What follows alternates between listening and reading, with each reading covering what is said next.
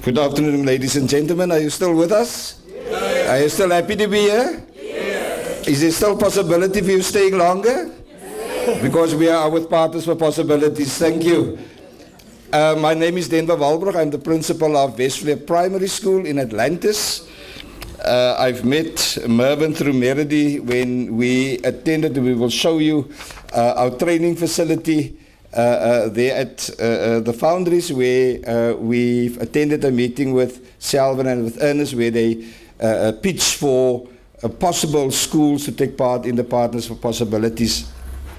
And as the previous speakers alluded to the fact that a lot of people who were sitting there at that meeting, principals, they thought partners, business partners, and they see their bank statements grow and grow and grow as the partners will put money into their accounts, and that wasn't the case. I know there was school principals that said, I need 2 combis, and this one said, I need this, and that one said, we need this. But at the end of the day, it was about the knowledge and the growth that was more important. I'm currently a principal of a school with 1,652 learners. I'm coming from a high school who had 680 learners from grade 8 to 12. Now you can imagine the management challenge there was at Wesfleur Primary School.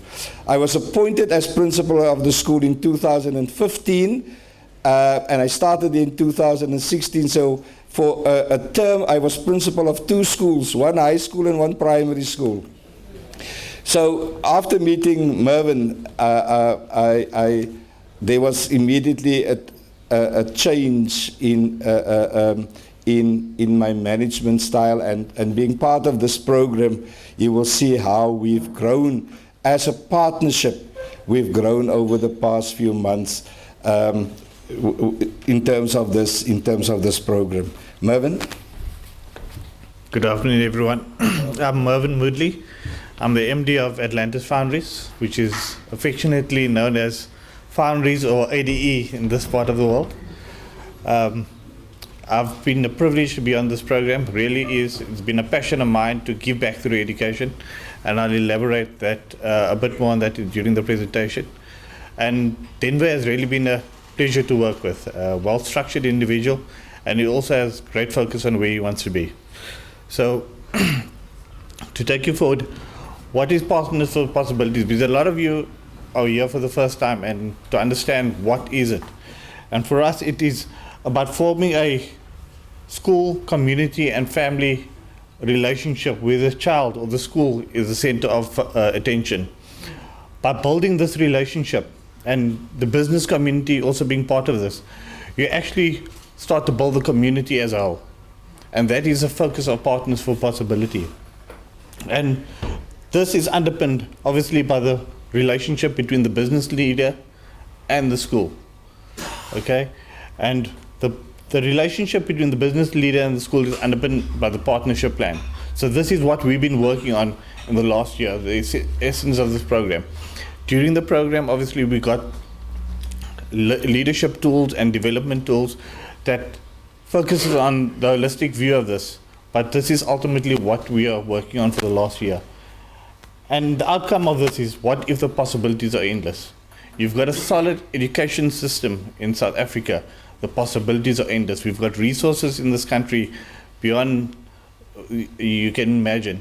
And those resources and the people, we've got a young youth in South Africa and Africa that is going to be the future of the world, and not just South Africa.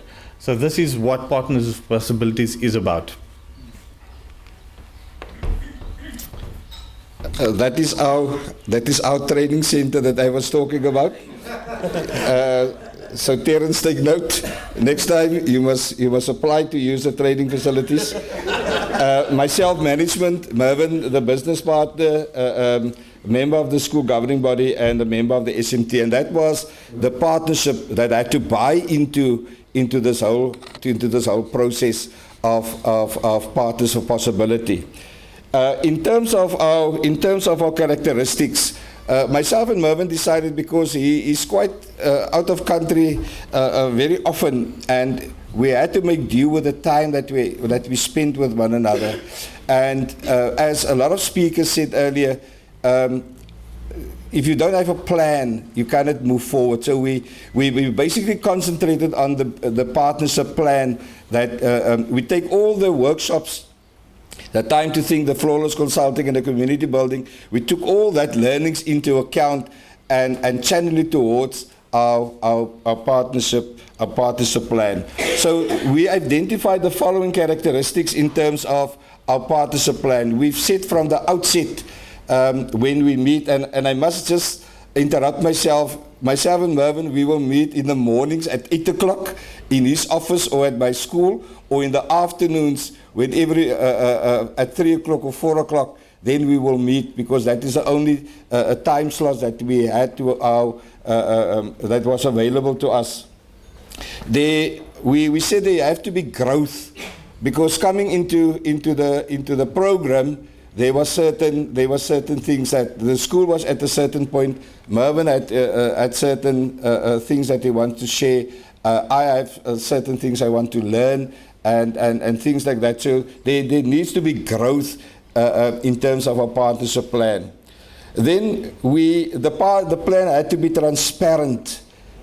We cannot sit around the table and each and everyone has a hidden agenda. So we had to be transparent in terms of what do we expect out of this partnership.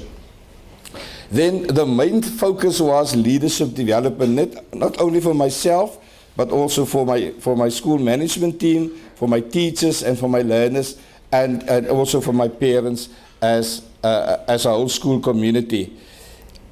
We have identified, and we will look at that at a later stage. We identified certain focus areas, and we said from the outset, what we put on the table must be achievable. It's no use we put things on the table and in the plan and we cannot achieve it. So everything that we put down there must be realistic. I cannot ask for a double-story sports complex or computer rooms and things like that. So it needs to be achievable for that matter. It must be measurable. What we have currently, and when we measure something, we measure it against something else.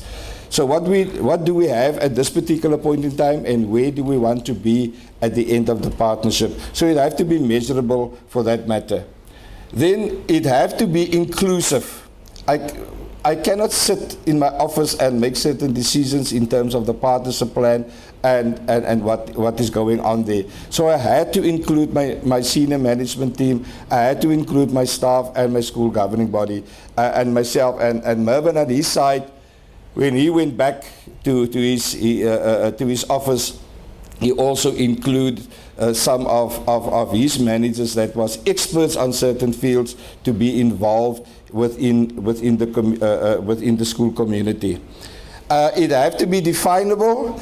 So if somebody asks me, what is your partnership plan? Can you define it for me?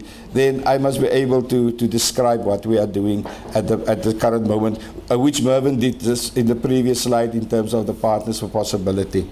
And then it has to be sustainable.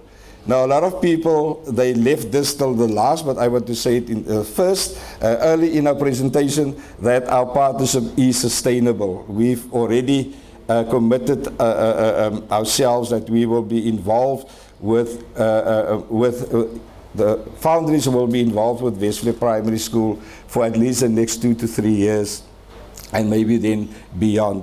But we have included a lot of people, and we will make mention of their involvement into our partnership plan. And most importantly, this whole partnership plan is a collaboration between the business, in this case Atlantis Foundries and Wesfleur Primary School. Right? It's not where the one is dominant against the other one, but that we see each other as equals moving forward in this partnership plan. So what were our expectations when we sat down with one another and say, what do we want out of this program? we had certain expectations. Mervyn had certain expectations, and I have certain expectations. And the first thing that we've decided on is that we want all our learners, because this whole program, Partners for Possibility, the child stands in the center of this whole program. So we need to create an environment where all learners will reach their full potential through the program. Not only me in the office or the SMT or the teacher in the classroom, but the child in the school. Each one of those 1,600 plus learners. The partnership be sustainable. So that we've decided from the outset already that we want to move forward with this partnership and so on. That the business and the school community becomes more active in the schools. Caleb alluded to the fact businesses are not very keen to get involved in the schools. And there's so much that we can learn from business leaders in the school community. Like I want to stress the fact again, it's not about the money. It's about the transfer of knowledge between the two of us. The business partners now understands the schools better after this program. To create a more healthy school environment for our learners, our leadership, that is now myself, the SMT, and the other leadership of the school, be exposed to new ideas. We expect to be viewed as equals, each possessing the ability to make an invaluable contribution to the partnership. Some more slides on what we achieved, the community building and the flawless consulting. So these are the tools that were implemented or used to get progress in the partnership plan. My journey, I've reduced it to one page. Meredith, it was 3 or 4. I've reduced it to one page. As a principal, somebody also mentioned it earlier that when you're a principal, it can become very lonely in the office, because you're sitting there and you need to make decisions that affects a lot of people's lives. So it can become very, very lonely, and especially when people don't want to buy into your ideas and so on. So as the principal, sometimes you feel a little bit down. My wife can testify that when I get home, I sit in front of the TV and then I sleep. All right? So I become more energized. I don't know if that is it so? I became more energized and focused on my work. There was a change in my leadership. Right? I was one of those leaders, what I say stays. Right? And suddenly there becomes a change in leadership, but because now I need to become inclusive. Right? I need to involve more people.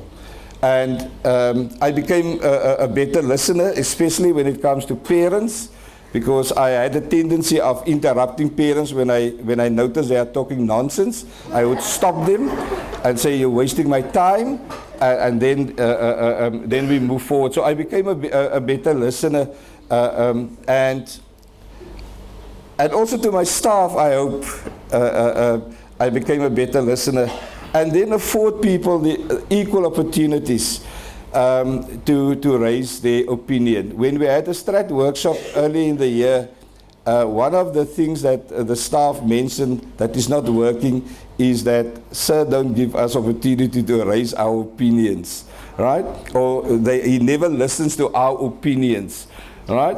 The listening skills that we've learned, we were put in a situation where myself and Mervyn had to tell each other something about ourselves and our families, and for 3 minutes, right? He had to speak for 3 minutes, and I had to listen for 3 minutes, and it was the longest 3 minutes in my life.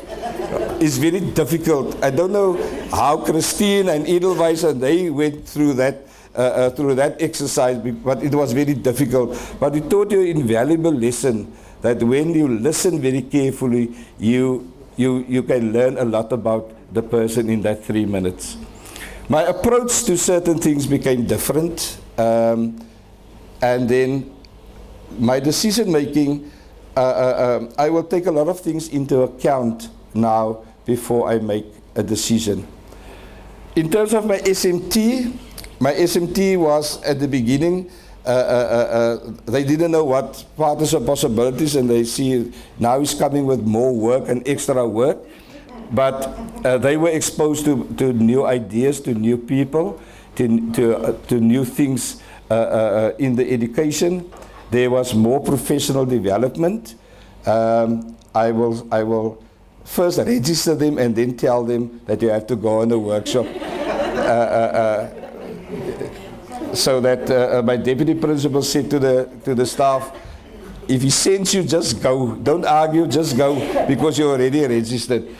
And I think my SMT is more energized and empowered, and that is our ultimate goal. Our teachers, I would believe, are more happy and engaged nowadays, raising their opinions, because they now know that their opinions are listened to, and we take everything that they said into account. They feel appreciated. You will see later on that from last year already we started with a program where we have a prestige evening where we appreciate our teachers during that evening. And Mervyn is the person that hands over the certificates, and they feel more supported. Then our parents and the communities, we try to get our parents more involved in our decision making. We had last Saturday we had a mini conference on anti-bullying at our school that was aimed at our parents to empower them in order to make decisions around bullying in the schools. We had a meeting with our grade 5 parents where we did our term performance with them and showed them, and they came up with strategic ideas of how we can address the discipline and the better performance of the grade 5 learners. Now we will roll it out to the other grades. There is more inclusivity in terms of our decision making with the parents and the community, and parents now realize the benefit of working in tandem with the teachers. And I must say that our functions is very well supported by our parents. There you can see that in terms of our staff meetings, that our staff meetings have changed tremendously. It's not just me with our agenda. I think Terence spoke about that. You have an agenda full of agenda points, right? But you never get to that point because there's other issues. Now you identify 2 issues and you talk about that, and they will form smaller groups and then give feedback in the bigger groups. We have more happier teachers. Our teachers took part in the IAL workshops, and then one of our teachers at CTLI is standing there with the head of education because he was one of the top participants in a mathematics workshop that was offered at CTLI. Then you see our indoor cricket team. You will see Mr. Peterson there, and Mr. Andrews' youngest son is also in there in the mini cricket. Our athletics team, who did very well, and then at the bottom there you will see at the teacher appreciation presentation at our prestige evening. Before I get on to my slide, I must say that Denver has really embraced Partners for Possibilities quite positively. He's also taken the criticism and the growth really seriously. When I got this presentation, we sat up on this about 3 weeks ago. I got about 15 slides back, and I haven't even added any of my content, and it was really detailed in that. And after I went through it, I shrunk it quite a bit, but we still had the same content. And Denver was open to change and to learn new things, and that was just great because he's like a sponge. He's willing to learn, and that's been a really great growth aspect in Denver. For me, I've really can speak a lot about what Partners for Possibilities have been for me, but I've just kept it to focus areas. One is the understanding of partners for possibilities. I was fortunate to be part of the program right in its inception. Last year, in the beginning of last year, I was at my child's school's AGM, and Ernst, who's sitting here today, was giving the keynote speech at the AGM, and he mentioned this program, Partners for Possibilities, and it really intrigued me. So after the AGM, I got hold of Ernst and I said, just tell me a bit more. Through the principal, we connected, but that night already, just by the short speech that he had given at that AGM, I had already bought into the idea. You know, for me, on a personal note, I've been successful in my career. I've had growth in the really early part of my career, and I can attribute that to the grace of God of being placed in certain positions at certain time. But when you get opportunities thrown at you, you must have the tools to seize those opportunities. And for me, one of those tools was education. And I see education as a fundamental way of people growing. It's a solution for our society. You give people dignity, you give them honor, and with that, people will go and work. When you get people working, you get less people on the street, you get less crime. So there's so much solutions that come with that. And when I heard about Partners for Possibilities, it was something immediately that I wanted to get involved in.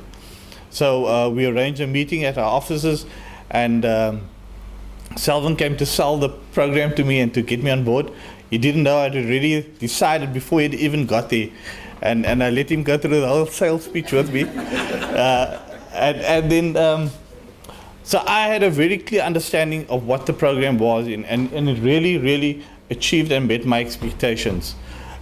Caleb, I was the one who gave you information, so that's why Mary kept phoning, because I gave all the information of all the people in the Atlantis Industrial Initiative, and I decided that this must be part of Atlantis. And then from expectation perspective, I must say the program, even though I understood what was coming, it exceeded my expectations. It was really phenomenal. The collaboration between the partners and the network, your cops, you learn from everyone. You never can stop learning.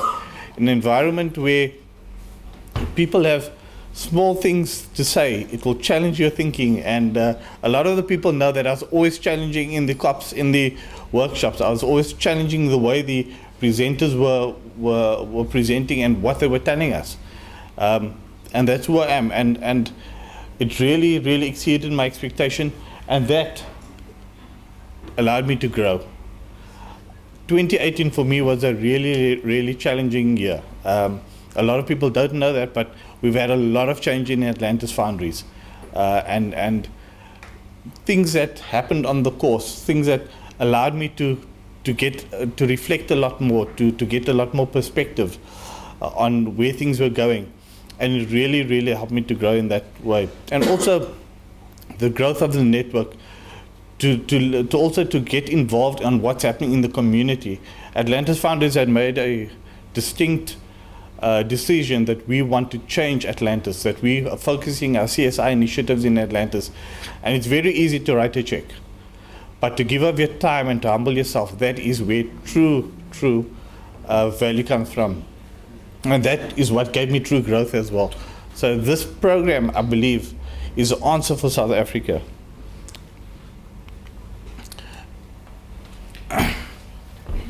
As you can see, Mervyn is a man of few words. You can see on his slide. So when he looked at my slide, he changed my slide to all my slides to one slide. God has a purpose. Mervyn mentioned that God has a purpose with everything. When we were accepted onto the program, Meredy phoned and said, myself and your partner will come and visit you. And she set a date, and I asked her, who's my partner? Who's going to be my partner? And she said, Mr. Moody of Atlantis Foundries. So I do my research. I phone a few friends that is working at the Foundry and say, listen, how's Mr. Woodley? No, he's a nice guy, man. You don't have to worry. You're going to work well together. And the moment he walked into my office, I could see he was a purposeful man, and he know where he wants to go. And we were very open with one another. He got me in a suit today, because yesterday morning when we last met to discuss the slides, he said to me, "What are you going to wear tomorrow?" I said, "No man, smart casual." Meredith said, "Smart casual." He said, "I'm going to put on a suit, you got to put on a suit." So he got me in a suit this afternoon. Ladies and gentlemen, we as a partnership, we use, and Ms. Ellen, you must take note with my IKMS, we use the school improvement plan as the basis of our partnership, and you will see it is built on bricks. That is the foundation of the partnership and the partnership plan, but also building blocks in terms of where we want to go. It's not that we want to distinguish ourselves from other partnerships and things like that, but we want to build on this relationship that was formed early in the year. Because only through the school improvement plan, now for the business partners who don't know what the school improvement plan is, every year we need to set targets, and we need to write up a report and say what is your expectations for the next year, 2020, and what have you achieved in the previous year, and what can you do better, and things like that. And it's a lot about percentages and totals and numbers, right? It is not a compliant document that you just fill out so that you can get rid of your circuit manager at the end of the day. But it is a working document, because every time that she visits the school, she will have a copy of your school improvement plan, and she will ask you, how far are you with this? What have you done with this? And things like that. So it really demonstrates the progress through the effectiveness of what is happening in your school. So we identified 4 foci in our partnership plan. The one was the health and safety, and Mervyn will talk more about that. School leadership, continuous improvement and lean, and I see Mr. Hertog Mike is also here. He's one of the managers there at the Atlantis Foundries, who is and the lean project, who is driving this project. And Mike is an expert in terms of policies and systems. So we're going to work very closely together as part of the partnership with the foundries, and then e-learning. So that is our SIP. So these things will then reflect in our school improvement plan, and we can monitor that in terms of how we progress with our partnership plan. Okay. So what we decided to focus on were the 4 areas. So when I walked into Wesfleur, it's a fairly new school, not new in terms of length of time, but the buildings and the infrastructure had been recently rebuilt. So and Denver's, one of the advantages that Denver's had, which I suppose most principals doesn't have, is that he's been in the private sector as well. He's also worked at the department itself, so he's got a good understanding of different environments, and therefore on a day-to-day basis the school is run in a pretty good fashion. I then had to reflect and look at where, from a business perspective, can we add value, and we decided then, instead of taking a day-to-day approach, we take a medium to long-term view. Okay, and so what we did was, first we started looking at the leadership, succession and planning, and the vision. So we had a whole strategy session on the vision of the school. Where do you want to see yourself in 5 years from now? And what do you want to achieve in terms of that? And with that succession planning, as you know, Atlantis Foundries and Wesfleur shares a common practice, is that people stay there forever. Denver's only the 3rd principal of the school, and it's been in existence for 40 years. And a lot of his teachers as well have been there forever. He's got teachers who's been there for over 40 years, been there when the school started. So, and Atlantis Foundries as well. Every year we have a long service award celebrating 25, 30, 35, 40 years of service. And so I know that, and succession planning is such a key part of the future of the school. And technology is changing, and therefore we looked at e-learning.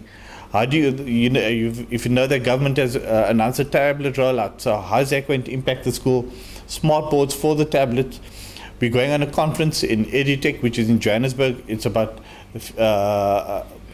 bringing technology to the schools and things like that, and laptops for teachers. You have to stay relevant, and that is why we look at e-learning.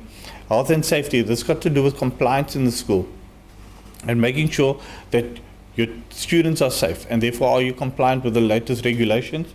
And then continuous improvement and lean. This is a typical business practice. You have to be better tomorrow than what you are today, and the day after you have to be better than what you were tomorrow. So that is what life is about, continuous improvement. And also in a school environment, if you get that sort of mentality in the school, they will learn to work with their resources better. They will learn to work with getting better at what they do on a day-to-day basis. We at Atlantis Foundries, we practice excellence in what we do. You're never going to be perfect, but if you try to do everything with excellence, you are going to get good results, and you improve on a day-to-day basis. So that's where we come to the end of our presentation, and we truly believe it's time for South Africa to change, and the only way you can do that is through education. And as Nelson Mandela said, education is the most powerful weapon which you can use to change the world. And South Africa is where that change can start. And it can start in Atlantis. So we really believe this. And I just want to also take this opportunity to thank Meredy, all the business partners and the principals. You guys really have made this program a real pleasure to be on. I've learned from you each and every time we've met. And all of you have been fantastic. Thank you.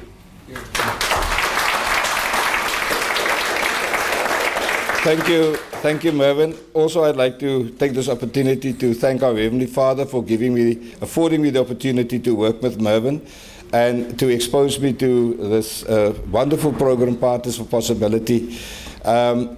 Also, thank you to my wife. Okay, now you can see what I was doing. I was sitting up late at night. Miss Ellen, thank you for allowing us 4 principals from Atlantis to taking part in this wonderful program. I know that you're only a phone call away, and we also learned a lot from you and your leadership, and it helped us a lot within this program as well. To my SMT, thank you for understanding and have the patience with me during this course, and I hope that through this partnership that maybe we can expose more of you to leadership programs. To Meredy, thank you for everything, and to Partners for Possibilities. I think it was Desmond Tutu which said that when God sees what Symphonia is doing through the Partners for Possibility program in the schools, he smiles. So thank you very much.